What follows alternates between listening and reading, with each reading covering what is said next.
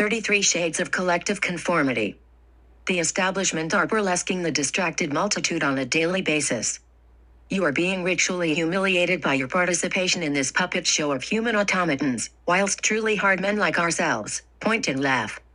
Notions of left and right are just an illusory dynamic of the false dialectic, the Liberal Imperium. Developed from the Masonically inspired French Revolution, Jacobins and Girondins, two wings of the same bird and grounded in the Renaissance Enlightenment. Hackneyed, shop-soiled, off the peg, cookie-cutter identities are thine, served up to you on disposable paper plates and washed down with the choicest of soma. Perfectly lawful, legal and unfortunate. People keep wondering what to think about the situation in Ukraine. Many are still believing what they hear on the news. When the old Russian Federation broke up and Russia released the Ukraine as an independent country, it came with the proviso that if there was evidence of criminality, genocide, international threats to Russia on Ukrainian soil, etc., Russia could come back in and secure the situation. This is part of Russia's obligation to the rest of the world as well as a matter of Russian security. So, Ukraine was free to be its own country, with the understanding that they were going to be law-abiding international citizens, and if they got out of hand, Russia would come back in and clean things up. Following Ukrainian independence in 1991, the usual suspects piled on. It was like a gold rush: drug smuggling, human trafficking, arms sales, counterfeiting, organ harvesting, oil privateering.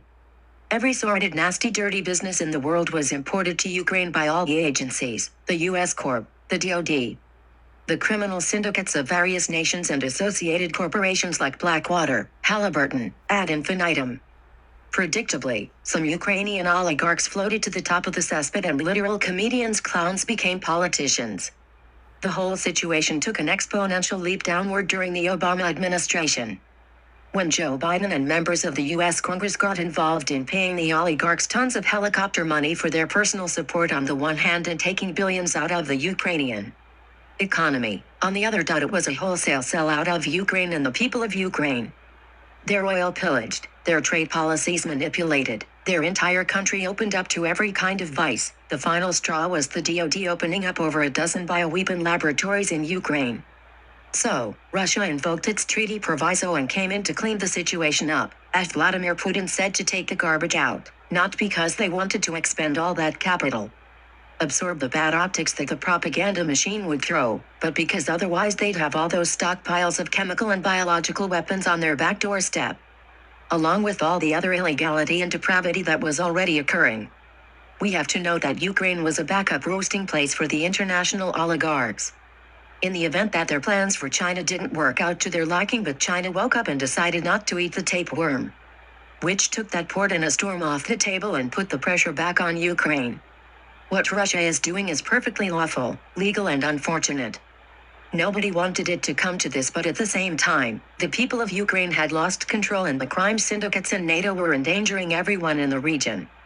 Russia had the proviso and they exercised it. Nobody can say that all those chemical and bioweapon laboratories were not sufficient provocation. Except for the feckless news media in the US and the spokespersons for the Biden administration. They like to endlessly repeat their little catchphrase about unprovoked attack by Russia and shake their heads as if they can't imagine why Russia would do such a thing. They know why Russia did it. They are the reason. They created the problem that Russia is stuck cleaning up. Joe and Hunter Biden were in there, as we all know, influence peddling, threatening and paying off payola left and right. So was Nancy Pelosi's son. So was the supposed fulfillment of the Mormon White Horse prophecy, Mitt Romney's son. Half a dozen members of Congress were directly up to their necks in it, robbing the people of Ukraine, stealing foreign aid, etc. Ukraine could have found the means to establish a strong and moral government for itself back in 1991, but we see what happened instead. They became a resource for pirates, endangered themselves, and by letting the DoD and NATO run rampant, they were also endangering the rest of the world. If the Ukrainian oligarchy had been allowed to continue, they would have come in and used a pretext to engage in war, like they have done in Iraq, and polluted it with dirty bombs and dirty artillery shells, ruining the land for farming for generations.